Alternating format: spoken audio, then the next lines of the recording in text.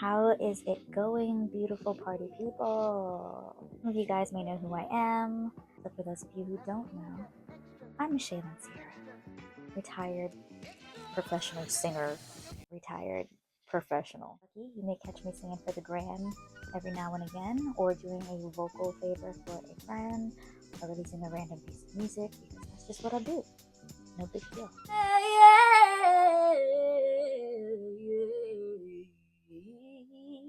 This is my first web show. You're watching episode 1 of In the House with Michelyn Cierra.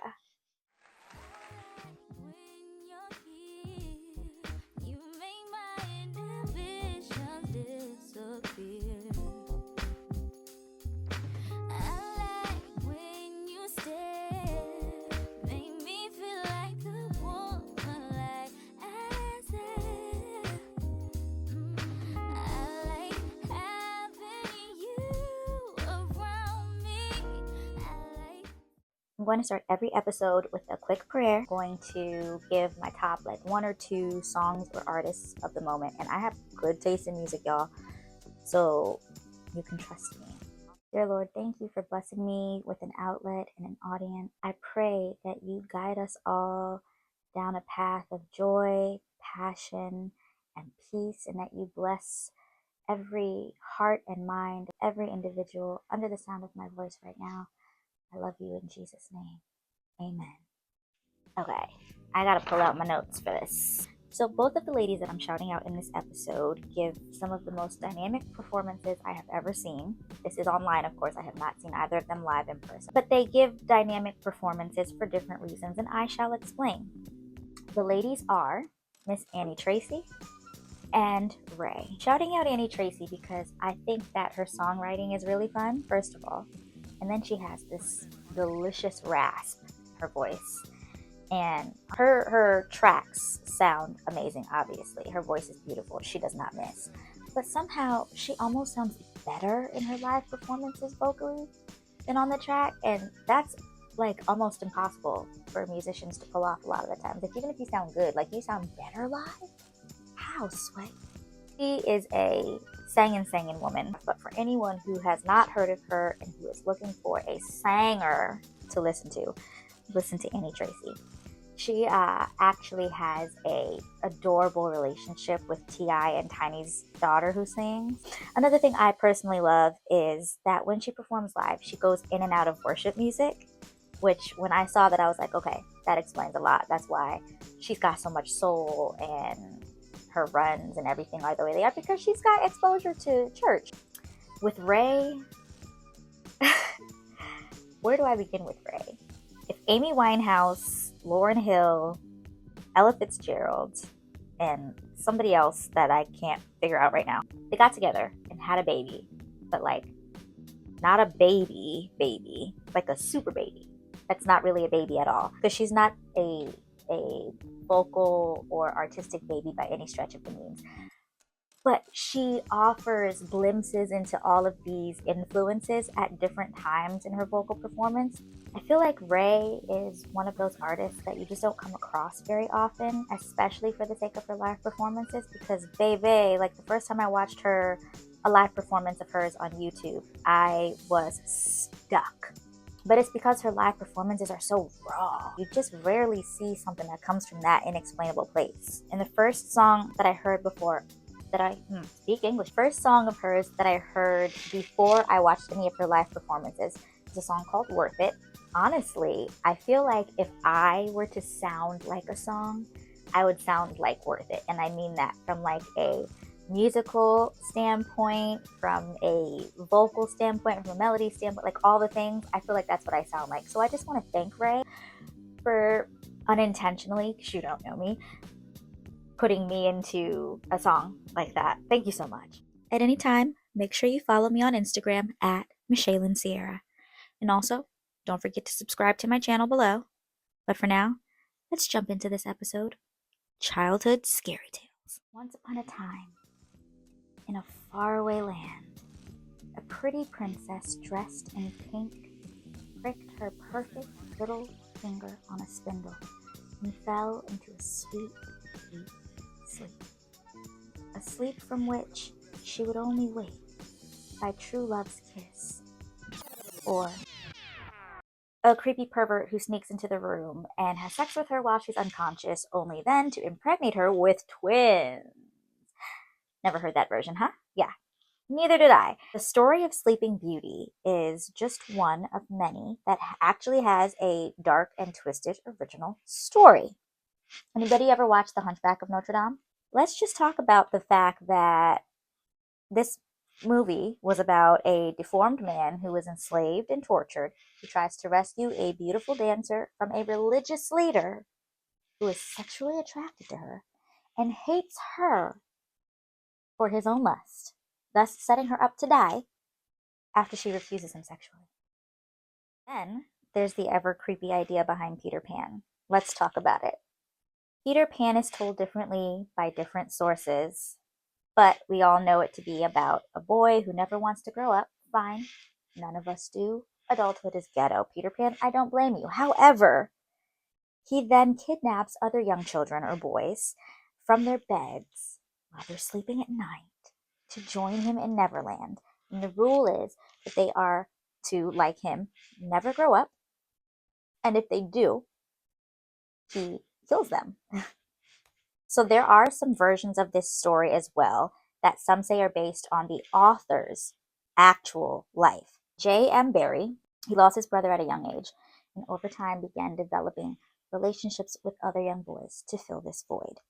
Now, none of my research led me to anything weird or sexual in his relationships with these young boys, beyond it just being a potential trauma response to the death of his brother. But if anyone is a connoisseur of things like this, or likes this type of rabbit hole, and you know anything more about J.M. Barrie in particular, who's the original author of Peter Pan, if you know anything about it, drop it in the comments. I'd like to see what you guys uncover. Now, this one may stir a little bit of controversy, and that is because of the connection I'm going to make. I try to stay away from controversy. Listen, I don't like debating people. I want to create and foster a warm and loving environment, especially on the internet, because y'all be real mean out here. But this one I just couldn't resist, okay? Who knows the story of the Pied Piper? Anybody? I can't see you because this is not live. As told by some, the Pied Piper was hired to greet visitors of the city by flute and to offer them a warm welcome into the town. He was then later hired by the king to lure rats out of the city. They had a rat problem. He was to do this by playing music that ushered the rats out to the river where they would all drown, thus curing the city of its rodent plague. Now, legend has it, however, that after he was refused payment for helping the city cure its rodent issue or fix its rodent issue, obviously he got mad. He wasn't getting paid for his work, so he intentionally began dressing in bright, vibrant colors and playing music that appealed to children. And this is where we're starting to get creepy. And inviting the children to dance and parade behind him as he led them out of the city, where they would vanish and never be seen again. Now, the thing about this story is, this one, guys, is actually allegedly based on a true story. AncientOrigins.net actually explains that in 1284 AD, in a town called Hamelin in Germany, there was a man, just as described, who actually lured 130 children out of Hamelin, and they were literally never found. There's a record of 130 missing children from this town, and it is said that this Pied Piper is the reason for it. Now, here's where I'm going to get controversial with it, okay? The fact that R. Kelly was the self-proclaimed Pied Piper of R&B. Do we not remember hearing him say, "It's the Pied Piper of R&B, y'all"? At the beginning of all his music? Remember what I just told you about the kids luring him out the city with the music and stuff? Now, let's just think about that. I'm going to sip my decaf on that one. Now, I wish I could say that these stories were the only examples that I found from childhood or Disney tales or nursery rhymes that have a creepy or inappropriate origin story. But there actually are so many that I don't have enough time in an episode to talk about them all. But if you're curious as to what some of the others may be, as I just kind of touched on a very small few here, you can let me know in the comments. I am happy to do some more digging. I love a good rabbit hole, except for the R. Kelly one. And if you know of any, you can put them in the comments too. Any weird, inappropriate, dark, twisted, creepy origin stories of the childhood stuff that we grew up on. I'm going to end this episode on a more meaningful note by singing what I believe to be one of the most beautifully written Disney songs from the movie Pocahontas, which we also know is loosely based on a true story. The true story, also, more tragic than Disney led us to believe. But regarding the song, not only do I think it's beautifully written, but I think that it speaks to the importance of understanding how connected we all are and considering what we've all been experiencing in these times all over the world. It's a message that I wish more people understood and more people resonated with. Be sure to look out for new episodes of In the House with Michelyn Cierra every other Thursday at 5 o'clock p.m., dropping here on my channel. Ladies and gentlemen, Colors of the Wind, written and composed by Stephen Schwartz and Alan Menken. You think you own whatever land you land on. The earth is just a dead thing you can claim. But I know every rock and tree and creature has a life, has a spirit, has a name. You think the only people who are people are people who look and think like you. But if you walk the footsteps of a stranger, you'll learn things you never knew you never knew. Have you ever heard the wolf cry to the blue corn moon, or asked the grinning bobcat why he grinned? Can you sing with all the voices of the mountain? Can you paint with all the colors of the wind? Can you paint with all the colors of the wind? Come run the hidden pine trails of the forest. Come taste the sun-sweet berries of the earth. Come rolling all the riches all around you, and for once never wonder what they're worth.